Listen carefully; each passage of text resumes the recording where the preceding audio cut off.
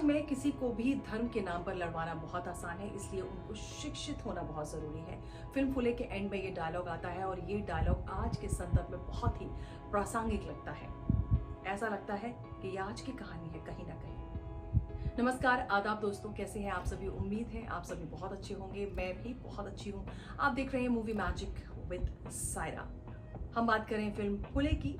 Film का magic चला या फिर नहीं चला, इस वीडियो में बात करेंगे। फिल्म फूले समाज का वो आईना दिखाती है जो देखना बहुत जरूरी है और इसके लिए हिम्मत चाहिए। और शायद ये हिम्मत उन लोगों में नहीं थी जिन लोगों ने इस फिल्म का विरोध किया। जी हाँ, दरअसल फिल्म फूले 11 अप्रैल को रिलीज होनी थी, 11 अप्रैल को रिलीज होनी थी, लेकिन इसे रिलीज नहीं होने दिया। सेंसर बोर्ड ने कई कट्स लगवाए, कई सीन्स हटवाए और एक तरह से कहा जाए फिल्म की आत्मा को ही पूरी तरह से मारने की कोशिश की। और फिल्म रिलीज हुई 25 अप्रैल को। ये वो फिल्म है जिसे एक तरह से कहा जा सकता है सच्चा सिनेमा। इस फिल्म में एक्शन, धूम धड़ाका, ड्रामा आपको कुछ देखने को नहीं मिलेगा, लेकिन हाँ देखने को मिलेगा कुछ सच्चाई। अगर आप एक अच्छा और सच्चा सिनेमा देखना चाहते हैं तो इस फिल्म को आप जरूर जरूर जरूर जाएं थिएटर में, इस फिल्म को जरूर देखें। सबसे पहले एक्टिंग की बात कर लेते हैं। प्रतीक गांधी और पत्रलेखा, इन दोनों ने एक तरह से मैं यहाँ पर ये कहूँ नेशनल अवार्ड विनिंग एक्टिंग की है। इतने सहज नजर आए हैं। महात्मा ज्योतिबा फुले के किरदार में प्रतीक गांधी का जो किरदार है, खास तौर पर इस फिल्म में जिस तरह से उनके यंग लुक से लेकर जब वो बुजुर्गी तक जाते हैं, बुढ़ापे तक जाते हैं, वो सारे शेड उन्होंने जिए हैं। लेकिन सबसे ज्यादा जो मुझे सजीव लगे हैं, जो मुझे दमदार लगे हैं, मुझे बहुत ज्यादा प्रभावशाली लगे हैं, वो मुझे लगे हैं जब उनका जो बुजुर्गी का किरदार है, जब वो बुढ़ापे में ज्योतिबा फुले का किरदार उन्होंने निभाया है। और बहुत जिस तरह के कपड़े पहने हैं, जिस तरह का संवाद है, जिस तरह की डायलॉग डिलीवरी है, वो सब बहुत ही औसम है। और अगर मैं बात करूँ पत्रलेखा की, मुझे लगता है कि बॉलीवुड ना पत्रलेखा को शायद समझ नहीं पाया है कि पत्रलेखा कितनी आला दर्जे की कलाकार है, कितनी आला दर्जे की एक्टर है। उन्होंने जिस अंदाज में साड़ी पहनी है, जिस अंदाज में उनका डायलॉग है, वो भी बहुत ज़बरदस्त है। मुझे लगता है कि डायरेक्टर अनंत महादेवन ने इन दोनों को जो भी उनके दिमाग में रहा होगा कास्ट करने से पहले, शायद उन्होंने बहुत ही समझदारी से प्रतीक गांधी और पत्रलेखा को यहाँ पर कास्ट किया। बाकी कलाकार जो हैं इस फिल्म में, उन्होंने भी बहुत अच्छी एक्टिंग की है अपनी अपनी जगह पर। छोटे से छोटा किरदार भी प्रभावशाली लगा है। इस फिल्म में ये जो कहानी है, दरअसल अगर मैं कहानी की बात करूँ तो 150 साल पहले की कहानी है कि किस तरह से महात्मा ज्योतिबा फुले ने शिक्षा को लेकर काम किया। सबसे पहले तो उन्होंने अपनी पत्नी सावित्रीबाई फुले को ही पढ़ाया। वैसे मैं आपको बता दूं, जब दोनों की शादी हुई थी तो महात्मा ज्योतिबा फुले महज 13 साल के थे और करीब 9-10 साल की थी सावित्रीबाई।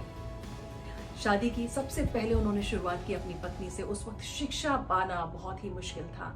उसे गलत समझाता जाता था कि लड़कियों को पढ़ाने की जरूरत नहीं है। कास्ट सिस्टम, डिस्क्रिमिनेशन, ऊंची जाति नीची जाति के किस तरीके से ऊंची जाति के लोगों को नीची जाति की परछाई से भी दिक्कत होती थी। अब आप सोचिए, इसे अगर हम आज के संदर्भ में समझें तो आज भी दलित अगर अपनी शादी में, अगर वो धूम धड़ाके से शादी करना चाहता है, घोड़ी पर चढ़ना चाहता है बाकायदा, और बहुत ही अच्छे तरीके से शादी करना चाहता है, तो लोगों को आपत्ति होती है ऊंची जाति के लोगों को। क्या ये सच नहीं है? आप इस सच्चाई को एक्सेप्ट क्यों नहीं करते हैं? लेकिन जब वही सच सिनेमा के जरिए दिखाया जाता है, कोई डायरेक्टर जब हिम्मत करके, जब वो टाइम चल रहा है जब मसालेदार फिल्में बन रही हैं, एक्शन मूवीज बन रही हैं, कहानियां ढंग की नहीं होती, उस वक्त अनंत महादेवन ने जिस तरह की फिल्म को पेश किया, ये बहुत ही बड़ा मुझे लगता है कि ब्रेव एक्ट है उनका, जिस तरह की कहानी वो लेकर आए हैं। एक्टिंग वाइज पत्रलेखा और प्रतीक गांधी ने जबरदस्त एक्टिंग की है। दोनों को मुझे लगता है कि जो सिनेमा में ये जो फिल्म है, ये एक मील का पत्थर साबित होने वाली है। तो दोस्तों, आप इस फिल्म को जरूर जाएं देखने के लिए। इस फिल्म में म्यूजिक जो है वो रोहन का है और म्यूजिक फिल्म के हिसाब से बहुत ही मुझे लगता है कि बिल्कुल परफेक्ट है।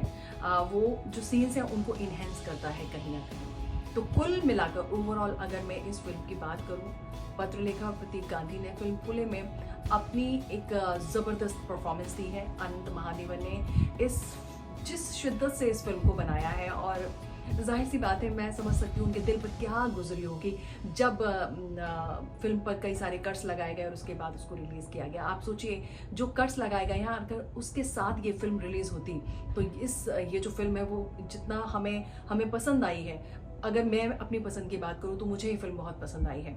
स्लो हो सकती है, उस वक्त की है। अब आप सोचिए 150 साल पहले की कहानी है, जब किस तरह से लड़कियों की शिक्षा को लेकर स्ट्रगल किया, उस वक्त के स्ट्रगल को दिखाया है, उस वक्त के एरा को पेश किया है। तो आप खुद सोचिए कि कहानी किस तरह से होगी।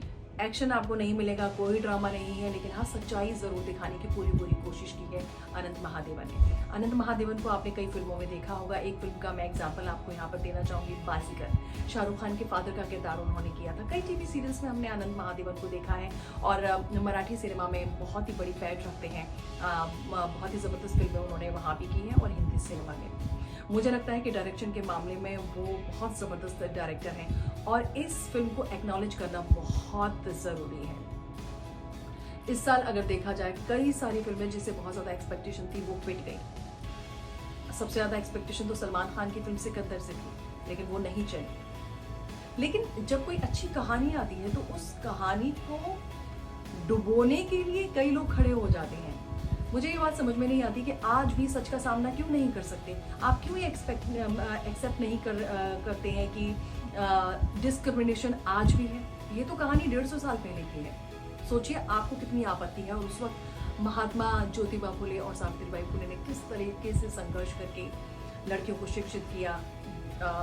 जो सावित्रीबाई फुले हैं वो पहली भारत की शिक्षिका रही हैं। जी हाँ, पहली टीचर। आप सोचिए अगर वो नहीं होते तो ये जो एजुकेशन की हम बात करते हैं, शिक्षा की बात करते हैं, ये कैसे हो। और यहाँ मैं खास तौर पर उल्लेख करना चाहूँगी मुअज़्ज़म बेग। जी हाँ, अनंत महादेवन और मुअज़्ज़म बेग ने इस फिल्म को लिखा है। डायरेक्शन अनंत महादेवन का है, लेकिन मुअज़्ज़म बेग ने जो डायलॉग लिखे हैं वो बहुत ज़्यादा प्रभावशाली हैं। छोटे छोटे डायलॉग आपको सोचने पर मजबूर कर देंगे। अगर आप वाकई एक अच्छा सिनेमा देखना चाहते हैं तो आप फुले फिल्म ज़रूर देखें। ये वो फिल्म है जो आपको वाकई सोचने पर मजबूर कर देगी। मुझे मुअज़्ज़म बेग के डायलॉग्स बहुत पसंद आए। मुझे लगता है कि फुले वो फिल्म है जो आप सभी को ज़रूर देखनी चाहिए दोस्तों। ये वो सिनेमा है जिसे सच्चा और असली सिनेमा कहा जाता है। ये वो फिल्में हैं जिसकी वजह से बॉलीवुड सिनेमा जिंदा है। ये कहा जाता है कि साउथ की फिल्में जो हैं, साउथ के डायरेक्टर्स, साउथ के एक्टर्स बॉलीवुड पे हावी हो रहे हैं।